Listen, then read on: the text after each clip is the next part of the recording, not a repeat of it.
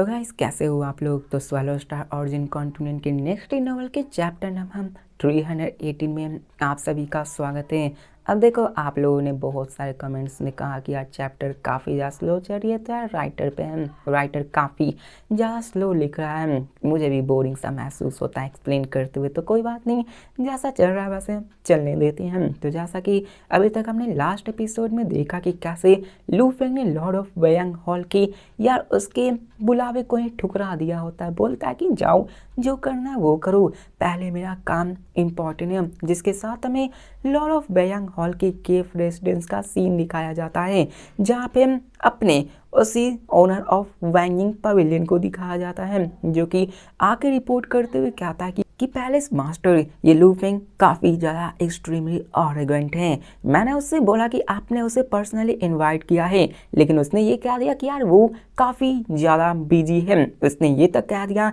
कि वो इन सारे स्क्रीनिंग प्रोसेस को कंप्लीट करने के बाद ही आपसे मिलने के लिए आएगा, और वो अपने सारे टास्क को कंप्लीट करेगा तो ही यहाँ पर वो आपसे मिलने के लिए आएगा। ये सारी चीज़ें वो उसको बता रहा होता है, जिसको देख कर या पैलेस मास्टर वैयांग थोड़ी सी स्माइल से कहते हैं कि अब इस बात को सुनकर पैलेस मास्टर वैयांग थोड़ी सी स्माइल करते हुए कहते हैं कि क्या सच में उसे लगता है कि यिंग जियांग के सपोर्ट के कारण वो मुझे भी इग्नोर कर सकता है। जिसके साथ पैलेस मास्टर वैयांग बिल्कुल ही अलग अंदाज से कहते हैं कि अगर वो चाहता है मुझे वेट करना तो चलो हम वेट करते हैं जबकि वो खुद से मुझे मिलने के लिए आएगा। जिसके साथ वैयांग पैवेलियन वहाँ पे बो करता है और चला जाता है। जिसके साथ हमें ये बात बताई जाती है कि आखिरकार यूनलान सिटी में एल्डर्स जितने भी होते हैं, majority of elders palace master Weiyang को सिर्फ एक ही सिंपल रीजन से फॉलो करते थे, वो थी उसकी ओवरवेलमिंग स्ट्रेंथ। उसकी एक्सपर्टीज उसके फॉर्मेशंस में थी, जो कि उसके सिटी डिफेंसिव सिस्टम का एक मोस्ट क्रिटिकल पार्ट बनाता था, और वो एक इरिप्लेसेबल फोर्स था। मतलब उसके बिना सिटी का डिफेंसिव फॉर्मेशंस काफी ज्यादा वीक हो जाता। और हमें ये भी बताया जाता है कि लू फेंग जब यहाँ पे नहीं आया था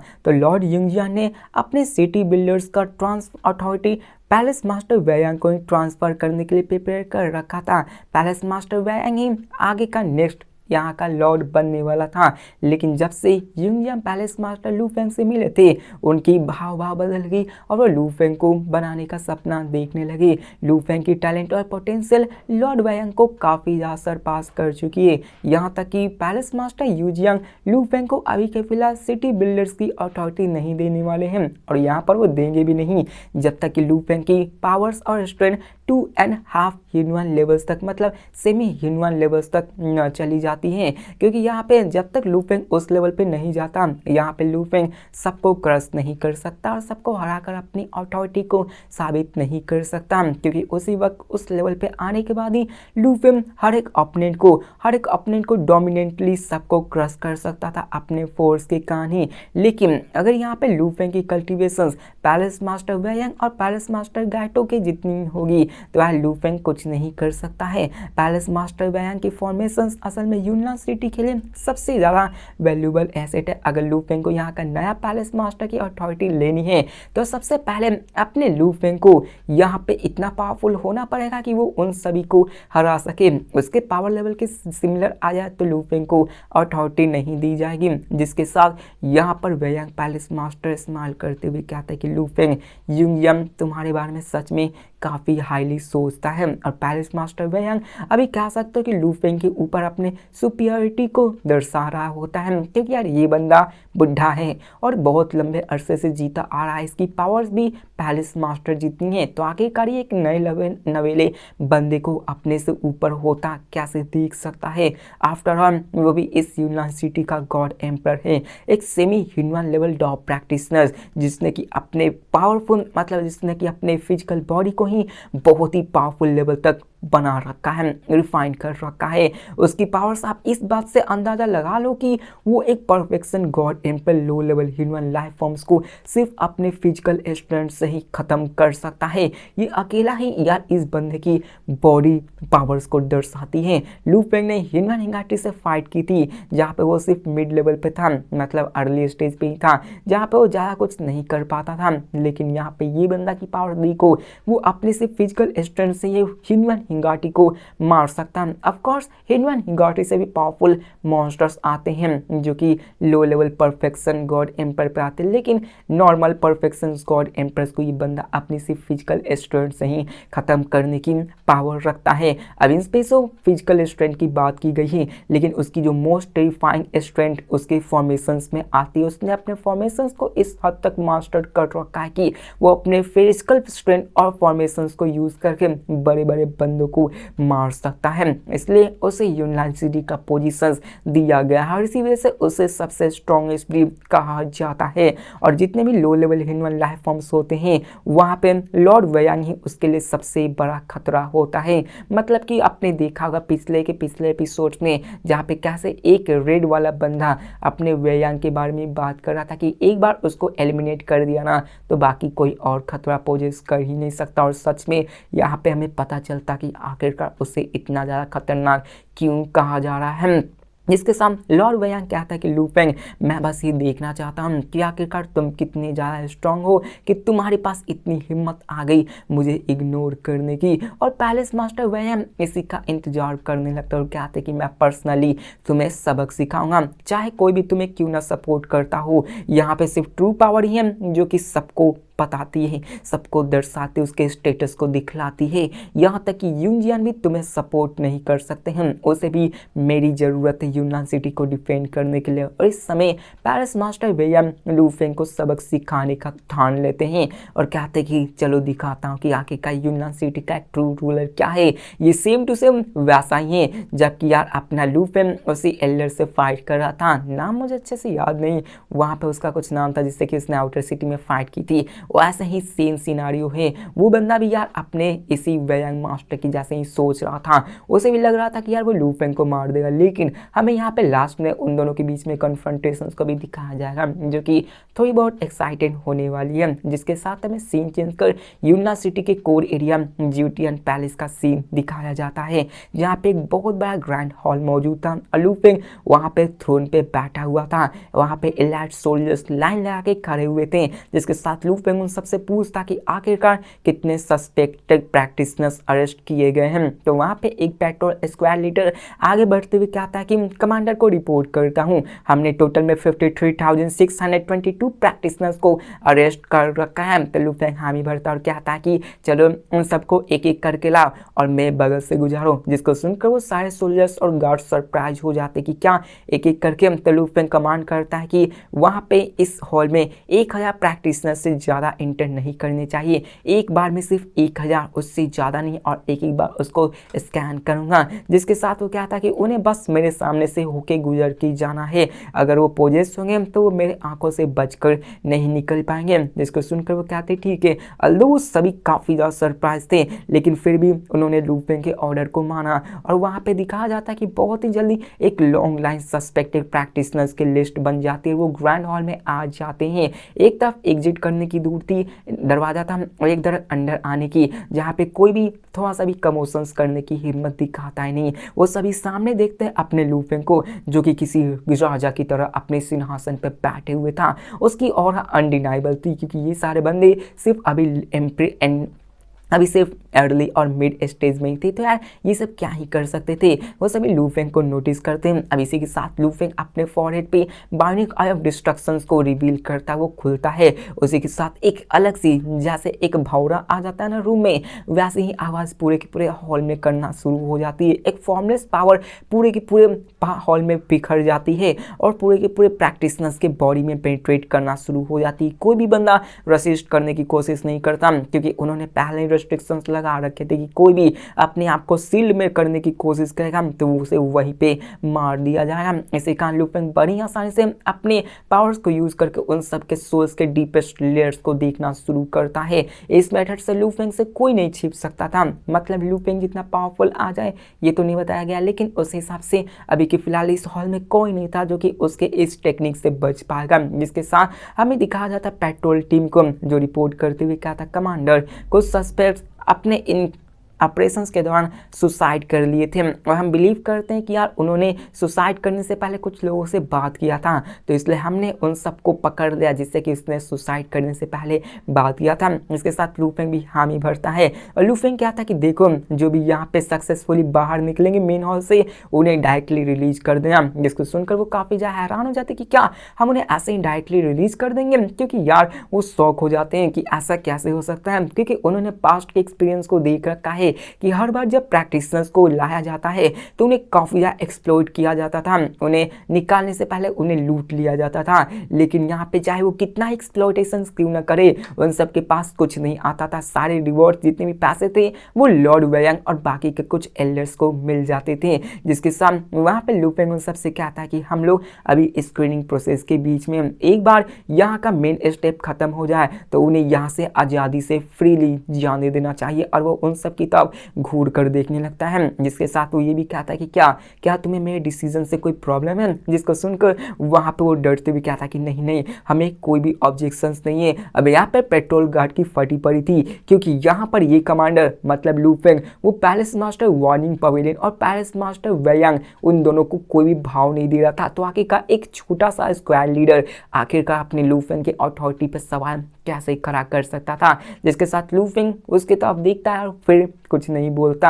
अब लू फेंग का कोई भी इंटरेस्ट नहीं था ज्यूटियन पैलेस और स्क्वाड लीडर्स के बाकी डिप्टी कमांडर्स के साथ दोस्ती बनाने का, इसलिए वो अपने इन सभी की चीज़ से अलग होता है। उसे ना ही पावर्स का कोई गम था, मतलब कोई भी चाहत था, इसलिए वो इन सब के बारे में सोचता नहीं। लेकिन अगर लू फेंग के ऑर्डर्स को कोई भी डिसओबे करने की कोशिश की तो लू फेंग अपने रूल्स को इन्फोर्स करने से जरा सा भी हेसिटेट नहीं करेगा और एक एग्जाम्पल दिखा देगा कि अगर तुम मेरे ऑर्डर को डिनाई करने की कोशिश करोगे तो तुम्हारे साथ क्या होगा। इसके साथ सडनली लू फेंग को वहां पे एक अनयूजुअल सा चीज डिटेक्ट होता है जहां पे हमें एक बंदे के सोल को दिखाया जाता है जिसके अंदर हार्ट बीविचिंग वर्म रहता है। जिसको देखकर लू फेंग कहता है कि क्या तुम्हें सच में लगता है कि तुम मेरे आंखों से बचकर भाग पाओगे। और एक ही मिनट आउट में लू फेंग अपने फ्लैश ब्लड रेड लाइट को रिलीज करता है, उस पूरे के पूरे प्रैक्टिशनर्स को इन्वेलप कर लेता है। इंस्टेंटली उसकी कोलैप्स हो जाती है और बचता है तो हार्ट बीविचिंग वर्म जो कि इसके हाथों में थी।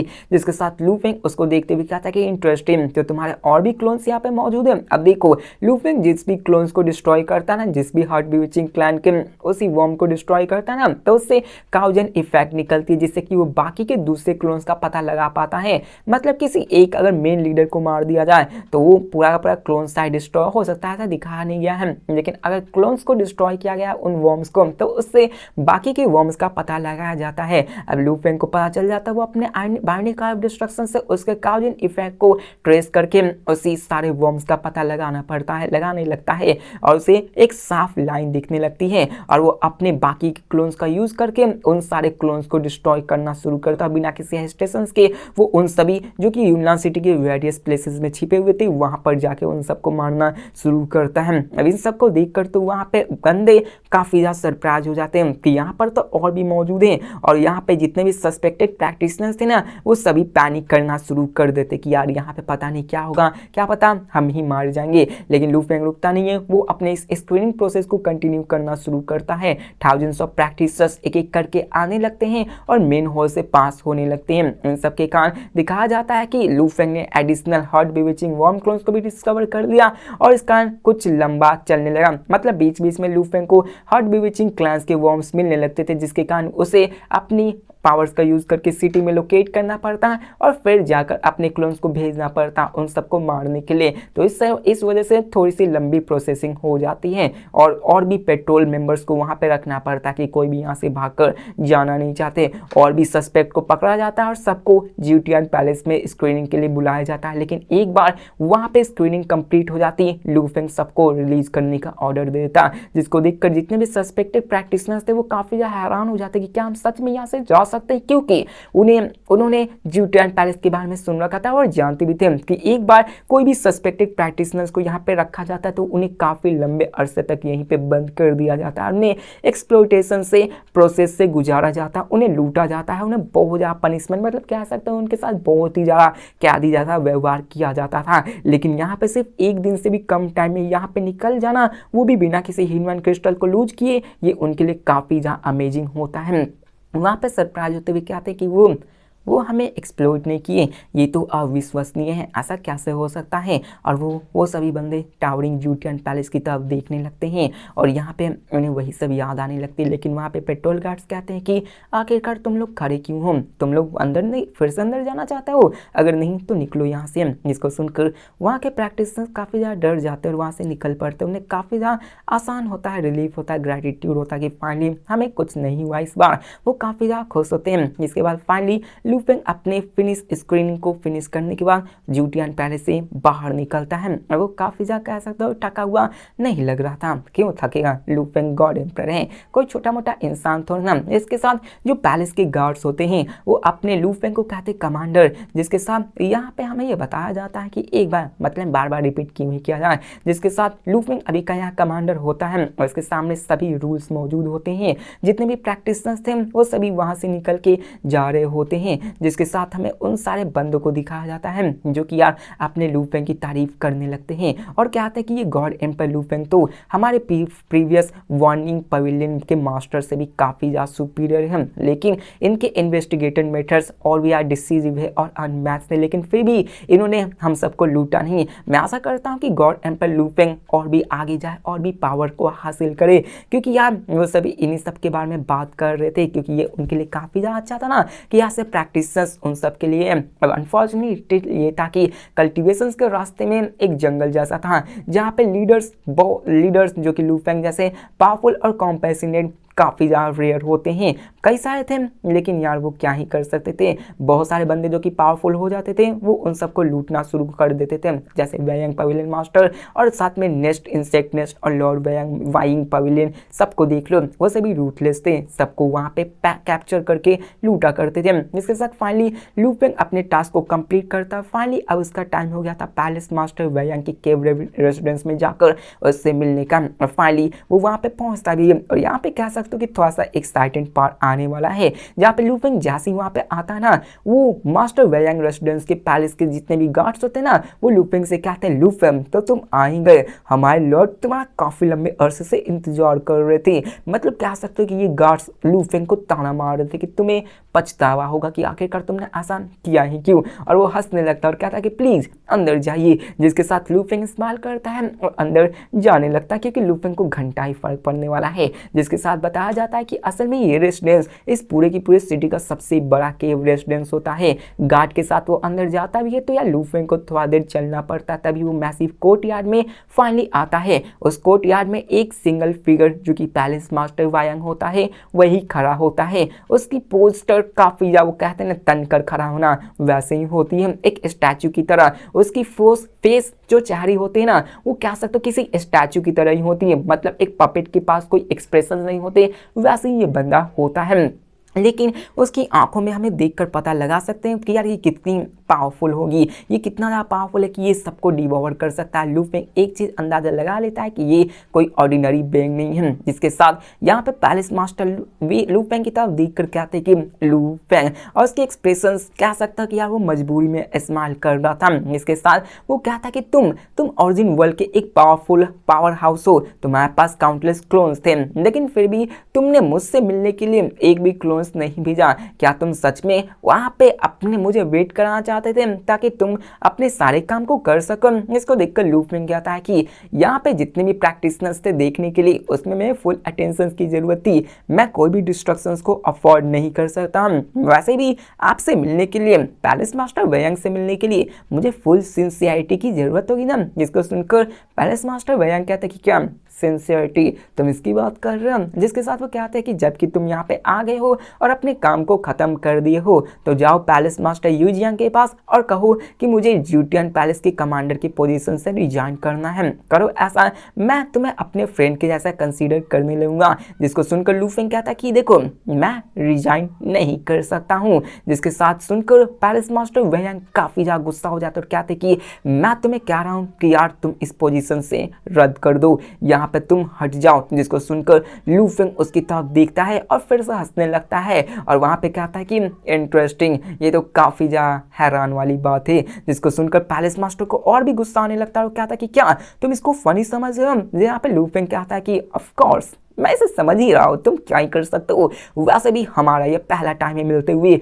और तुम पहले टाइम में मुझे ऑर्डर कर रहे हो रिजाइन करने के लिए। क्या ये मजाक नहीं है? और आखिरकार तुम्हारे पास इतनी कॉन्फिडेंट कहाँ से आई कि तुम मुझे कमांड कर सको कि मैं अपने पोजीशन से रिजाइन करूँ? मतलब लू फेंग उसे ही ताना मारता है कि तुम्हारे पास पावर से क्या है कि तुम मेरा कुछ भी उखाड़ पाओगे, जहाँ पे लू फेंग उसको साफ साफ ये कहा था आज हम घंटा कुछ कर पाओगे तुम। जिसको सुनकर पैलेस मास्टर वेयंग काफी ज्यादा गुस्सा हो जाते हैं और वो अपने पावर्स को रिलीज करने लगता है। उसी के साथ एक ब्लैक फ्लेम सडनली इग्नाइट होती है और वो लू फेंग को निगलने के लिए जाती है। अब ये फ्लेम्स काफी ज्यादा टेरिफाइंग होती है। बताया जाता है कि ये फ्लेम्स बड़ी आसानी से एक low level human life form जो कि late stage god empire realm में होता है उस तक को वाउंड कर सकता था, उस तक को जख्मी करने की पावर्स को पोजेस करता है। लेकिन लू फेंग की अनडाइंग ब्लड सी बॉडी एक नए लेवल तक इवॉल्व हो चुकी थी और वो यहाँ पे इस लेवल तक आ चुकी थी कि वो परफेक्शन गॉड एम्पायर रियलम उतनी ज़्यादा पावरफुल थी। इसके कारण लू फेंग को घंटा उससे नहीं फर्क पड़ता और साथ में अपने लू फेंग के पास इमॉर्टल हार्ट थी तो उसकी पावर काफ़ी ज़्यादा बढ़ चुकी थी।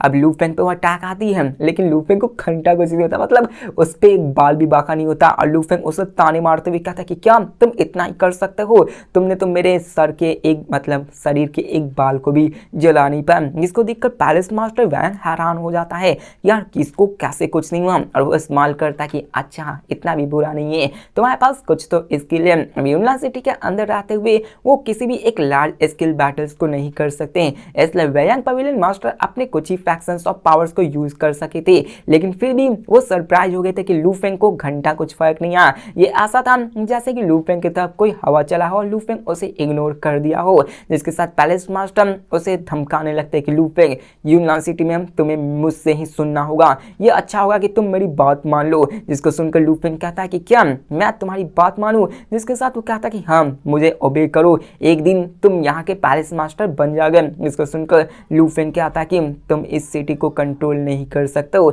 जिसके साथ लू फेंग मुड़ता है और चला जाता है और यहाँ पे लू फेंग जाता ना तो कह सकते हो कि यार लू फेंग उसको ताना मार कर गया है कि यार उखाड़ लो जो उखाड़ना है, उस एल्डर से तो कुछ नहीं हुआ, तुम भी नहीं कुछ कर पाओगे, मेरी पावर्स बढ़ चुकी है, तो मुकाबला करना तो सिटी के बाहर आ जाना, मैं तुम्हें दिखा दूंगा कि मैं कौन हूँ। मतलब लू फेंग यही करना चाहता था। जिसके साथ लू फेंग जैसे ही जाता ना उसको काफी ज्यादा गुस्सा आता है और क्या था कि उसे क्या लगता कि उसने मेरे एक ब्लैक फायर को रोक क्या लिया, वो मुझे चैलेंज कर सकता है, और उसके एक्सप्रेशंस काफी ज्यादा डार्क हो जाते हैं। और यहाँ पे वो कहता है कि यहाँ पर मुझे कोई नहीं इग्नोर कर सकता था, कुछ ही बंदे थे जो कि मुझे डिफाई कर सकते थे, लेकिन आखिरकार यहाँ पे तुम लू फेंग कैसे आ गए, अब मैं तुम्हें सबक सिखाऊंगा। और यहाँ पे कह सकते हो उसे काफी ज्यादा गुस्सा आने लगता है। इसी के साथ हमारा ये एपिसोड खत्म होता है। तो मिलते हैं नेक्स्ट में, देखते कि आगे क्या होने वाला है, क्या लू फेंग और लॉर्ड वेयंग में फाइट होगा या फिर उससे पहले ही वहां पे मॉन्स्टर का इन्फिल्ट्रेशन हो जाएगा, जहां पे लू फेंग अपने पावर्स को दर्शाकर उन सारे मॉन्स्टर्स को मारकर और उसको दिखा देगा कि देखो अच्छा हुआ तुमने मुझसे मुकाबला नहीं किया,